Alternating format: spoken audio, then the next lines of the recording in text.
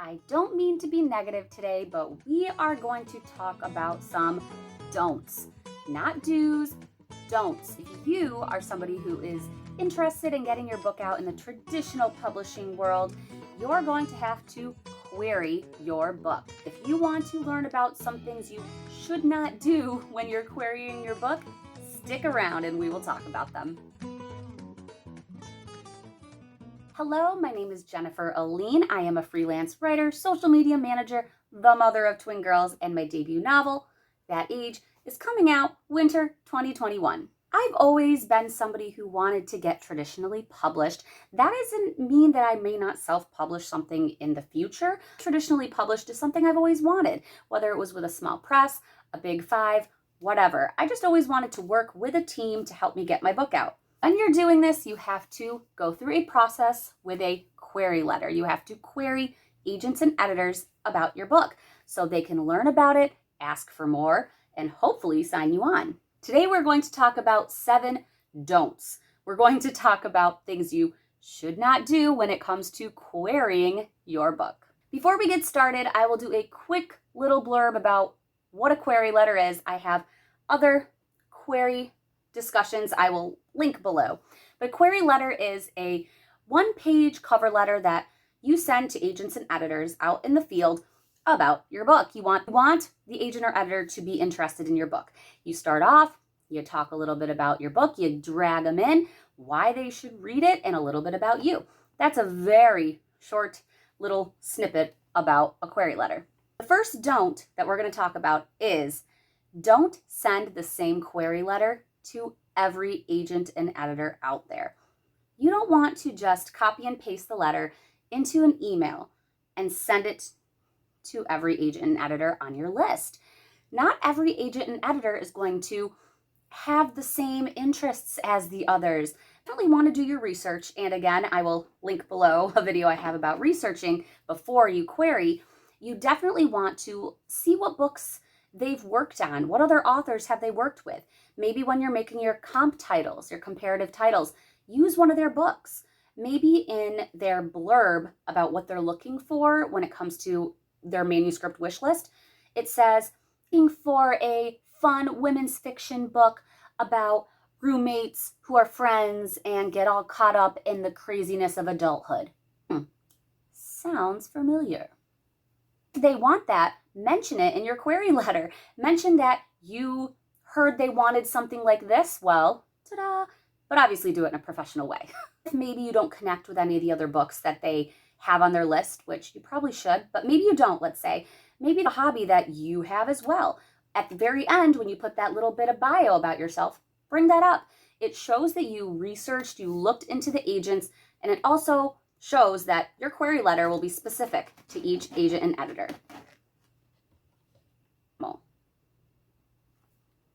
Number 2 is don't send slightly edited manuscripts back to the same agents and editors if they have rejected you.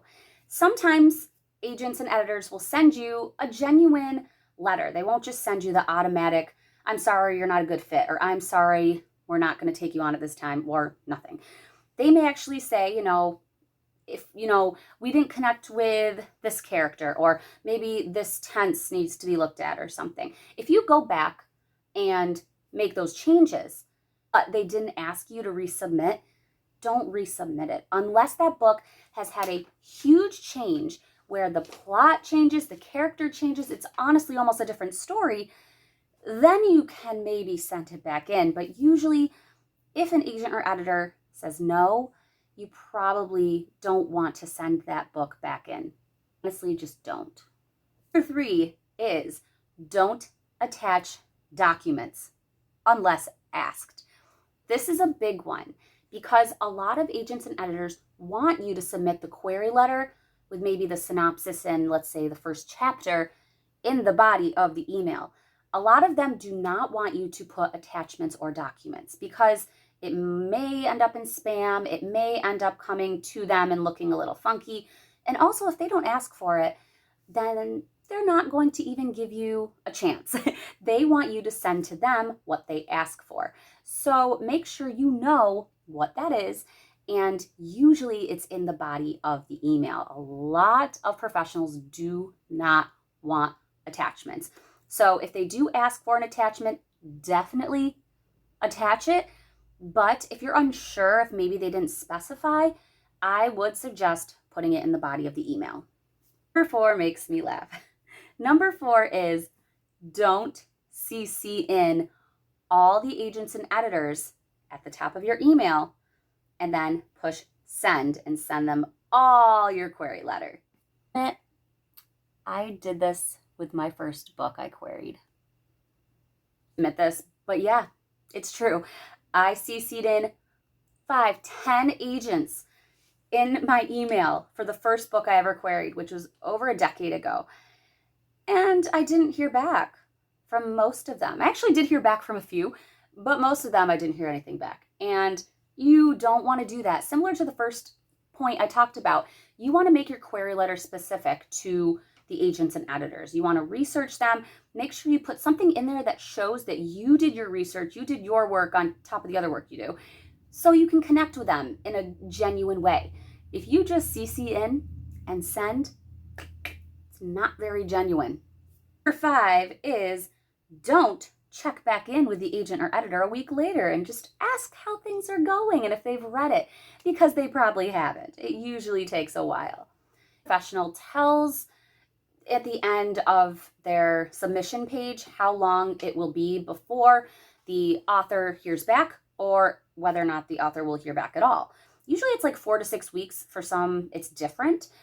But don't continue to check in with them after you query, because it's not a professional thing to do. Once you get your agent, you will be connected with this person. You'll have a team, you'll understand them, they'll set their expectations, and you'll communicate. You'll have a good connection with them. You're really starting off and you're trying to get that relationship, don't check in. Send it. If after 4 to 6 weeks you don't hear back, that usually means it's a no. If they ask for a full manuscript after 4 to 6 weeks and you don't hear back from them after a few months of that, then you may want to check back in. But if you just queried them and you don't hear back after that time period that they said, you may just have to keep moving on. 6 is don't be the only eyes that edit your letter. If you even just have a friend who's a reader, or just a friend who wants to check it out, have them read it, see what they think, see if they're interested, see if maybe they caught some little errors here and there. Maybe they'll be able to catch if the wording is wrong and this and that.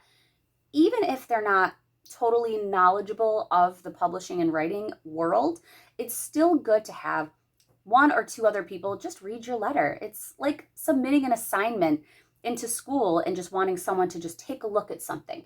Maybe you missed something that you needed to include.